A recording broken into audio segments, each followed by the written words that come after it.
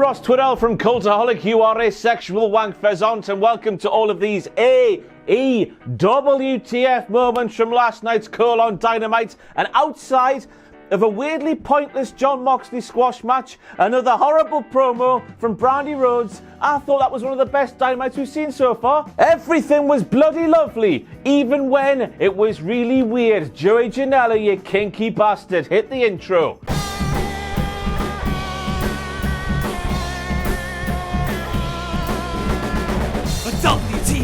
WTF!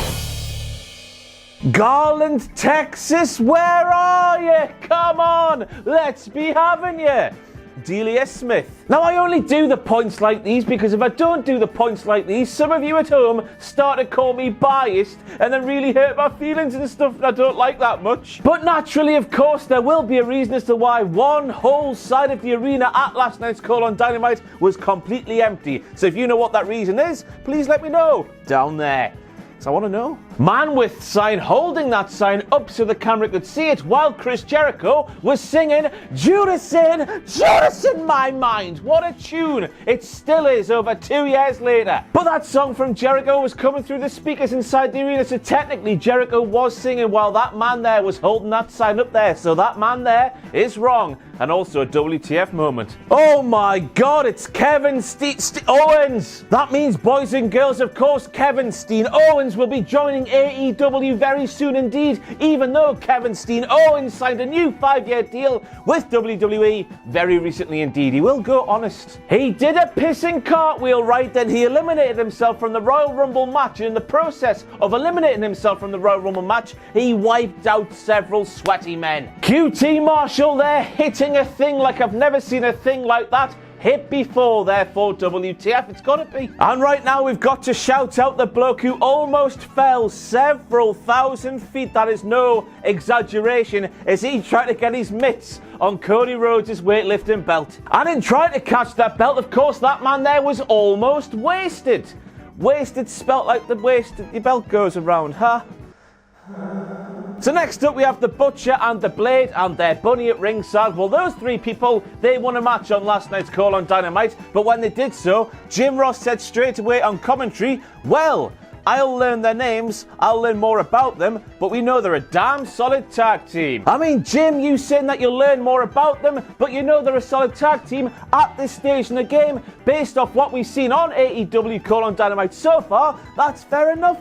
But now, saying you'll learn their names, how, where, what? Why do you need to learn their names now, man, Jim? This is the third time we've seen them. It's easy to know which one's which. The Butcher. He's called the Butcher because... But the Blade, he's called the Blade because... and the Bunny's called the Bunny because Ali went to Asda and bought some bunny ears. Now this was a bit of a shock now, wasn't it? So far in AEW, Darby Allin and Cody Rhodes haven't really crossed paths apart from the time where Darby Allin tried to kill himself in that match against Cody Rhodes. So seeing Darby coming out to save Cody and shaking his hand and doing all kinds of macho posing, that was a bit weird, wasn't it? But it does make you wonder, doesn't it? What would that tag team be called? And of course, the word blondes has to be in there, much like the Hollywood blondes. Now, I did a Google, boys and girls, and apparently a nightmare flip is one of those gnarly skateboarding moves all the cool kids do. So they could be called the nightmare flip blondes. I shouldn't work in wrestling. And then we had yet another lovely promo package from the Dark Order that got me way more invested in the Dark Order once again, that featured England cricket captain Joe Root with a surprisingly great American accent. Anyway, during this promo package, a wrestling company, as part of one of their wrestling storylines, used the term jobber. And next up we have MJF, and he was taking the piss out of Cody Rhodes and Cody Rhodes' lisp. MJF needs to watch out because, as we all know, Cody Rhodes is not the only person in AEW with a massive stinking lisp. And of course, if you are wondering at home, Roth, who the hell had a lisp? bigger than Cody Rhodes in AEW. I'm sorry if that offended you. Of course, it's the spirit of 5-star wrestling, Jake Hager, and he would eat MJF, so be careful, MJF. Now, some of you at home will be thinking that right here, Emi Sakura is taking the piss out of Rick Knox for having a baldy heed. But I found out a huge scoop from Backstage in AEW, and right here, Emi Sakura is not taking the piss out of Rick Knox's baldy scalp. She is actually counting how many girlfriends Rick Knox has, and Rick Knox has to cover his mouth, otherwise she could get to 100 girlfriends, and no one wants 100 girlfriends, do they? Now, I thought my lovely massive monkey ears deceived me, but they did not, because at one point during last night's show, I heard Excalibur call Emi Sakura a Freddie Mercury-esque cat. Because Freddie Mercury was a human cat or something. What the hell does that mean, Excalibur? Here is the best link I could come up with between Freddie Mercury and cats, apart from Freddie Mercury, once upon a time, owning a few cats. I want to scratch flea. The cats might sing. I'm going to stop with these crap puns, or people will stop watching these videos. But, speaking of cats, the best member of the Hart family, Teddy Hart, was in the front row at AEW Dynamite last night, and he had a cat in his hands. If that's not a WTF moment, I don't know what is. Big Dick Tony Schiavone's James Brown impression is worse than all of my impressions, and my impressions are the pissing worst. Apart from that James Brown one. So right here, apparently Big Swole, who had a very impressive outing during last night's call on Dynamite, was getting down like James Brown. Or something. Which led Big Dick Tony Schiavone to say something along the lines of, well, fellas, I guess you could say, this pains me to do this, Tony, but it was awful. She feels good. It was more like Brian Johnson. How dare you, Tony? How dare you? And of course, the way that Justin Roberts tried to say Norfolk, England on last night's call on Dynamite is something we'll never hear the likes of ever again. Somehow, someway, Justin Roberts managed to say Norfolk, England, Norfolk, England. It's not that way, Justin. And then painfully, Jim Ross said it himself. There's Jim Ross again, messing up another name.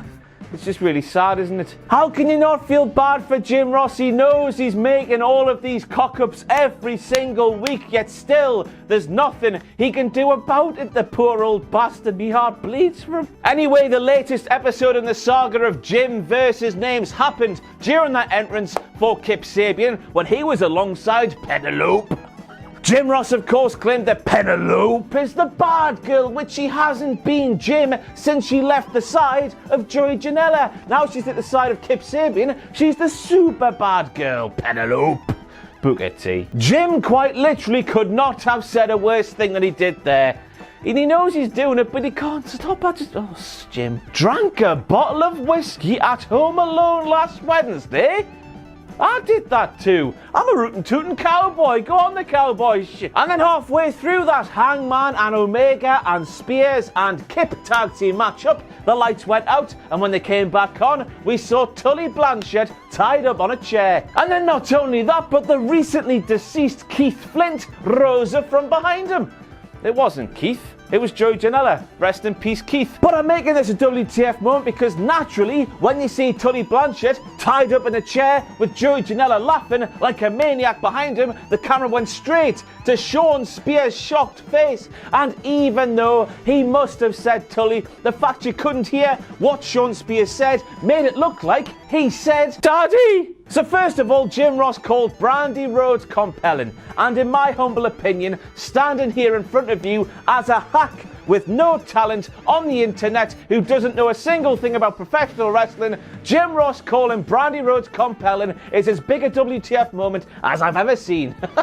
And then another wonderful, captivating Brandi Rhodes promo aired where she started by asking what would AEW look like without Brandi Rhodes. Well, let me tell you, Brandi, AEW would be a golden haven that would have an actual women's division that doesn't just consist of the same handful of women's wrestlers having televised matches each and every week. Instead, an entire roster of women would have their matches instead of you taking up TV time with this bollocks. Now, of course, by saying this, I'm guilty of doing that professional wrestling fan thing of judging something before it's fully played out. But this spooky straight edge society bollocks from Brandi Rhodes, who we know is not like this. She's a nice woman. She's a CBO. It's doing bugger all for me. I guess we'll see where it goes, but it's week after week. It's just. But during that captivating promo from Brandi Rhodes, I was asking, is that Excalibur with his mask off? But seriously, who is it? He looks really old. Man alive. So next up we have Chris Jericho bringing the Big Hurt to do some guest commentary. Chris Jericho had the choice which of the announcers he would get rid of to make room for himself and the Big Hurt, and he chose Excalibur and lovely Tony Schiavone and kept Jim Ross in his commentary position. Jericho really is a nasty, nasty heel. And I tell you what, if I lived in America, but I didn't live in Chicago or Florida, and I was a fan of AEW, I'd be really pissed off. They're going back there in February for another pay-per-view. And I was sat there thinking, AEW, Tony Khan, you're allowed to host pay-per-views in more cities than just Chicago and a couple of others. Spread your wings, man, fly. One Cultaholic sign, I think, at last night's Dynamite. I do apologise if you tweeted me with your sign ahead of last night's Dynamite. My mentions were taken up by that Keith Lee song. I click mentions at the top, I scroll all the way down to the bottom to where it stops loading, and I sort of got halfway through the show. Sorry, but there was at least one. And of course, if you go to an AEW Dynamite show, do what that person's done there. And we end with a message for Tony Schiavone. Tony Schiavone, Nick Jackson did not mean to kick referee Rick Knox in the face, therefore he should not be getting a fine. Why are you suggesting otherwise? And that's it for all your WTF moments from last night's AEW Dynamite. Thanks very much for watching. And even though, as you all know, I don't cover NXT on these WTF moments because, quite frankly, it's too hard, there was a big one, or a big two, at last night's. First of all, Betty Phoenix, the Phoenix one mentioning, don't you forget about Keith on commentary. I always said she was good. And secondly, the fans inside Full Sail who did the song as a chant. I honestly don't know what to say because it's all weird, isn't it? This job's weird. Thanks, though. Thanks for watching. Let us know what you think in the comments below. You can follow us on Twitter at Cultaholic. You can find us on Facebook at facebook.com/Cultaholic. And if you enjoy what we do here at Cultaholic, you can pledge to our Patreon page, patreon.com/Cultaholic. Hit subscribe and join us.